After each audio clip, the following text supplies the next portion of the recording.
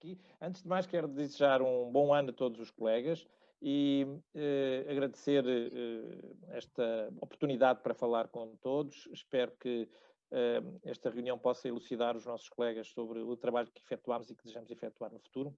E passava rapidamente à explicação um pouco daquilo que me traz aqui a conversar convosco. O objetivo fundamental hoje, aqui na minha participação, é pôr um pouco, expor um pouco os limites e as funções dos colégios como elemento da ordem. Os colégios fazem parte de uma ordem que tem como principais atribuições, a ordem tem como principais atribuições, é regular o acesso e regular o exercício da profissão de médico de acordo com o conhecimento científico, as legis artis e o código deontológico. É neste âmbito também de regulação que a Ordem dos Médicos tem um poder disciplinar que, aliás, o Manuel Esteves acabou de explicitar muito bem e que é um ato muito, muito delicado para a nossa atividade, porque diz respeito quer aos cidadãos, quer aos outros colegas que vão exercer a medicina. Ao longo dos tempos, a enorme diferenciação que a medicina atual tem tido determinou que o colégio tivesse que delegar nas várias especialidades, neste caso nos colégios das especialidades, certas funções consultivas técnicas. E é esse o nosso trabalho ao longo do tempo, tem sido sempre uma função consultiva. Nós elaboramos e continuamos a elaborar os programas curriculares, como a Liliana disse, e elaboramos as grelhas de avaliação final do exame para especialista, como também a Liliana falou.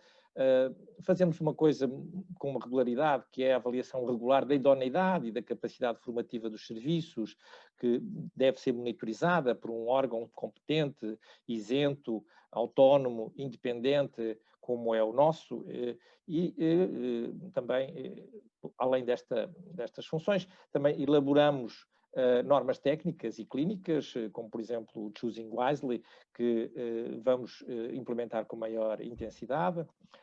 Também temos como objetivo a alteração do código de nomenclatura, que se encontra neste momento em desenvolvimento e obviamente, temos a obrigatoriedade de responder a todas as questões que o Conselho Nacional ou de âmbito nacional ou regional nos sejam colocadas em forma de pareceres. Os colégios, além disso, na sua articulação cada vez mais diferenciada, têm que propor e submeter a todos os colegas a constituição de subespecialidades e competências essas que se articulam com outras especialidades. Como sabem, a colega Liliana já disse, nós temos a possibilidade hoje em dia de designar apenas um elemento para os júris de exame, que são, como a Liliana disse, um foco de grande preocupação da nossa parte por causa da consequência que tem, que é a seriação dos colegas na avaliação final para depois concorrerem para os vários hospitais. Claro que nós não estamos, achamos que esta avaliação, esta seriação é injusta e repudiamos sinceramente e liminarmente esta situação. Além disso, os colégios dão assessoria técnica dentro da própria ordem a outras estruturas, como por exemplo o Conselho Nacional para a Formação Profissional Contínua e ao Conselho Nacional de Ensino e Educação. Temos, portanto, esta obrigatoriedade de dar esta assessoria técnica dentro da própria ordem na qual participamos.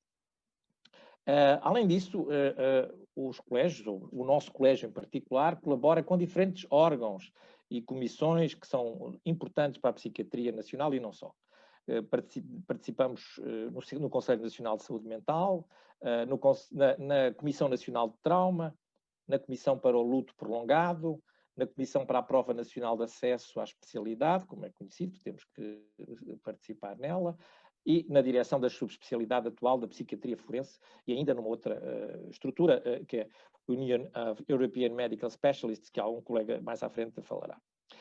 Eu queria só realçar que, de acordo com aquilo que são as normas vigentes na nossa ordem dos médicos, todos os pareceres dos colégios, incluindo os nossos, claro, são sempre apreciados e validados pelo Conselho Nacional ou por outra estrutura que hierarquicamente se nos sobrepõe.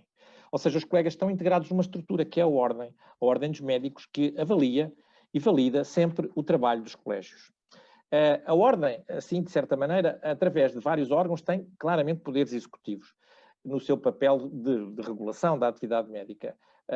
Os colégios, o nosso colégio em particular, contribui do modo que nós consideramos relevante, como aquilo que foi explicitado pelo Manel Esteves e pela Liliana, de modo muito relevante como consultores técnicos para estas atribuições que a Ordem estatutariamente tem e que são definidas pela lei que está em vigor no nosso país.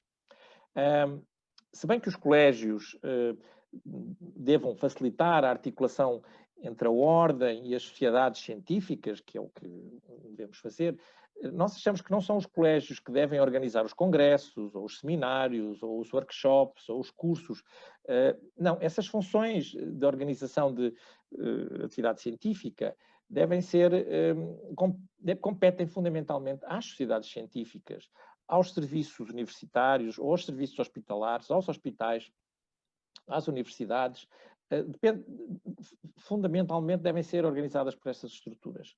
Estas organizações podem depois ter o patrocínio da Ordem, se esta reconhecer de modo autónomo e independente a validade nessas iniciativas.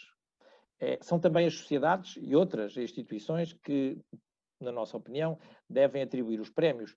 Claro que com eventual promoção e parceria da Ordem nesses prémios. É muito importante para nós acentuar a necessidade de haver separação de funções e competências. A separação de funções e competências faz parte integrante do equilíbrio, do funcionamento dos vários intervenientes em qualquer ramo de atividade numa sociedade democrática. E neste caso, na atividade médica. De modo que quem regula, quem avalia e quem elabora pareceres técnicos e disciplinares, como os que nós elaboramos, não é, na nossa opinião, nem deve ser a mesma instituição que organiza e dá formação científica. Se não for assim, teremos certamente uma amálgama e uma sobreposição de funções e competências entre as diversas instituições que agem na área médica. É evidente que é uma prerrogativa e cabe ao Governo e Ministério da Saúde definir as prioridades, estratégias e programas de intervenção na área da psiquiatria e saúde mental. Estatutariamente, o Colégio de Psiquiatria pode e deve e tem colaborado, quando é possível, nestes processos. Mas sempre, e essa é a nossa preocupação, sempre com autonomia, com independência inerentes à transparência que uma democracia necessariamente exige. Hoje, penso que ninguém duvida muito mais do que no passado, muito mais do que nunca. Tal só é possível, no nosso entender, se houver pluralidade e independência dos vários intervenientes e os membros do colégio não estiverem vinculados à tutela, da qual devem ser completamente independentes. É isso que desejamos que se concretize hoje e, obviamente, para o futuro da medicina e, em particular, da psiquiatria. Agradeço a vossa atenção.